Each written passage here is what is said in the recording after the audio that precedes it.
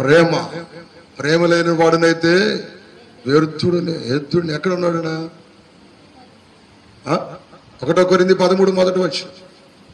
1 కొరింథీ 13 మొదటి వచనంలో మనుషుల భాషలతోను దేవదూత భాషలతోను నేను మాట్లాడను.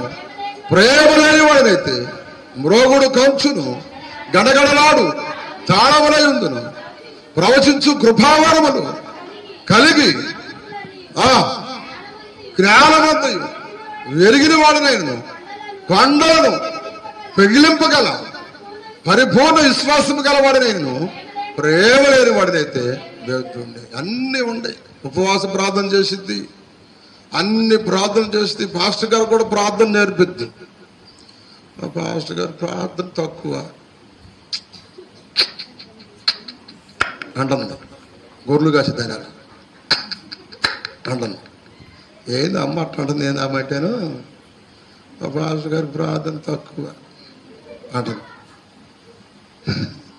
నువ్వు చెయ్యమంటే ఇక మొదలు పెట్టిద్ది. ప్రభువా కొండ మీద నువ్వు అటు చెబుతావా, ప్రభువా ధోని మీద నువ్వు అటు చెబుతావా, ప్రభువా అక్కడ అటు చెబుతావా అని మొత్తం చెబుతుంది. అమ్మా అబ్బమ్మ అందం అనుకుంటా. ఇవన్నీ చెప్పింది, మొత్తం చెప్పింది. అన్నీ చెప్పిన తర్వాత పలహారం కాడ తిట్టిద్ది. పలహారం కాడ తిట్టింది. ఏమైంది నీ ప్రార్థన? ఏమైంది నీ యొక్క ఆప్యాయత? నువ్వు తెచ్చిన పలహారం నీకు పెట్టలేదని తిడతావా? ప్రేమేది? ప్రేమేది? నీలో ప్రేమ ఉండాలి, అనురాగం ఉండాలి, ఆప్యాయత ఉండాలి. అది క్రైస్తత్వం. క్రైస్తత్వం అంటే ఇచ్చుట. క్రైస్తత్వానికి అర్థము ఇచ్చుట. పుచ్చుట కంటే ఇచ్చుట ధన్యత అన్నమాట. ధన్యత. ఇచ్చే చెయ్యిగా ఉండాలి. నువ్వు వృద్ధిల్లాలి, అభివృద్ధి పొందాలి. ఎప్పుడు బిచ్చుగా ఎత్తాలా? అయ్యో అయ్యా అయ్యో అయ్యా అయ్యో 4,000 జీతం వస్తుంది కదా నెల నెల. 4,000 కదా, అవునా కాదా? అమ్మాయి నీకు 6,000 వచ్చినాయిగా. ఎక్కడ ఒక్కరు ఇట్లా అనుకుంటా నడుస్తుంది. డ్యాన్స్ చేస్తే డ్యాన్స్ చేస్తే ఆ పిల్లకి ఎకరాంగురు శాలరీ వస్తుంది. ఎంత వేసాను కారుకంటే నేను ఆడేసాను. మా అమ్మ డోక్రా అని నాకు తగిలిచ్చింది. వాళ్ళ అమ్మ డోక్రా తీసుకు వాడుకుందట. ఈ పిల్లకి అర్థమాట. నీకు 6,000 వస్తాయి కామ్యా, 5,200 డోక్రా కట్టామ్యా, 800 నువ్వు వాడుకోమ్యా అని చెప్పిందట. నా 800 నాకు టిఫోన్ కూడా దాంట్లో పాస్టర్ గారు అంటాను. నువ్వు డ్యాన్స్ చేస్తుంటే కదా మ్యా నేనంటే ఏం డ్యాన్స్ నేను కుంటిదాన్ని అయితే అంటది. డ్రామా అనమాట. డ్రామా. ముసలోడు కాలేదని తెల్లబొచ్చు అయ్యేటట్టుగా ఏదో పూసాడట.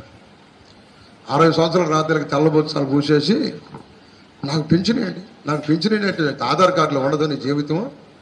తెల్లబొచ్చును చూసి ఇస్తారా ఏమా? ఈ విషయంలో నువ్వు జాగ్రత్తగా ఉండాలి. నువ్వు జాగ్రత్తగా ఉండాలి. చదువు, బాగానే చదువు, కొంచెం చదువు అమ్మ. ప్రవచించు కృపావరములు కలిగి జ్ఞానమంతయు ఎరిగిన వాడు నేను కొండలను పెగిలింపగలిగిన సంపూర్ణ విశ్వాసం గలవాడు నేను ప్రేమ లేని వాడైతే వ్యర్థుడినే. 11వ వచనంలో అంటాడు. 11వ వచనంలో నేను పిల్లవాడినై ఉన్నప్పుడు పిల్లవాడి వల్ల మాట్లాడుతుంది, పిల్లవాడి వల్ల తలంచుతుంది, పిల్లవాడి వల్ల వేషించుతుంది. ఇప్పుడు పెద్దవాడినై. మరి చెప్పండి అందరూ, పిల్లవాడి చేష్టాలు ఇప్పుడు పెద్దదే, ముసలిదే. పిల్లల చేస్తాను అంటే చిన్నపిల్లలతో ఫ్రెండ్షిప్ చేసింది. వయసు పెద్దదే. చిన్న పిల్లలతో ఫ్రెండ్షిప్ చేస్తా వాళ్ళు ఒకసారి ఆడుకుంటే ఆటలోకి పోయింది. ఏమో కాదు పైతలకి అంతకుముందు నాయనమ్మ నాయనమ్మ అని పిలుస్తున్నారు. ఇప్పుడు ఆటలోకి పోయినా నాయనమ్మ అని పిలుస్తారా?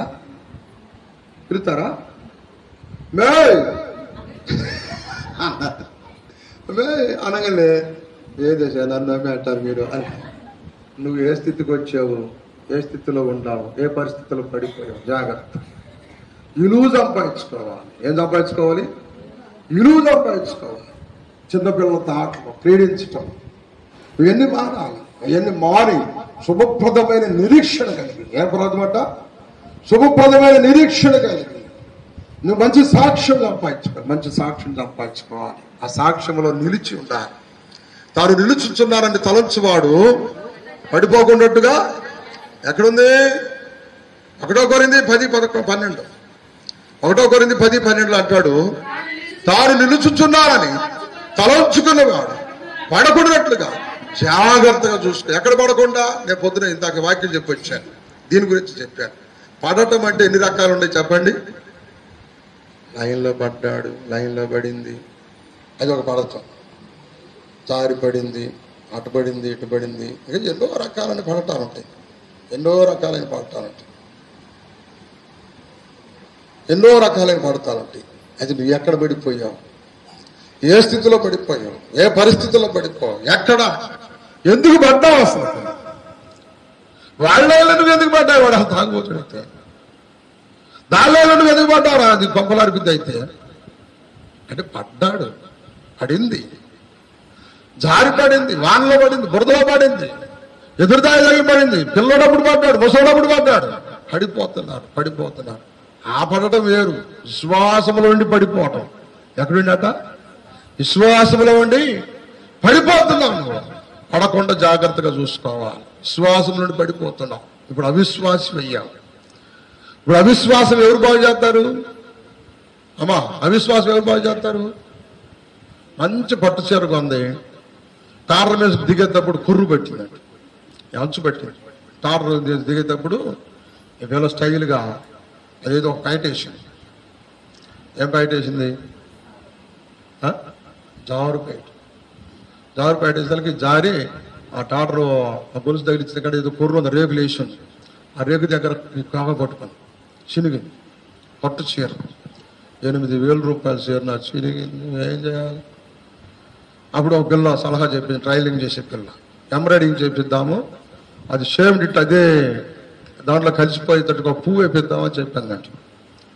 కాక చిరిగితే ఎంబ్రాయిడింగ్ చేయించుకోవచ్చు, కళ్ళజోడు ఇరిగితే బోల్డ్ బిగించుకోవచ్చు, అలాగనే కాళ్ళు ఇరిగితే రాడ్లు వేసుకోవచ్చు, గుండె దెబ్బతింటే గుండెకి వాల్స్ వేసుకోవచ్చు, అన్ని వేయించుకోవచ్చు. కానీ విశ్వాసం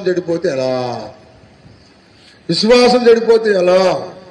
ఇర్మీయా గ్రంథము 3వ అధ్యాయం 22వ వచనం అంటాడు. ఇర్మీయా గ్రంథము 3వ అధ్యాయం, ఎవరు వాళ్ళు? భ్రష్టులైన బిడ్డలారా తిరిగి రండి, మీ అవిశ్వాసమును నేను బాగు దేవుడు బాగు చేస్తాడు. ఎవరు బాగు చేస్తారు? అందుకు దేవుని సన్నిధానముకు రావాలి.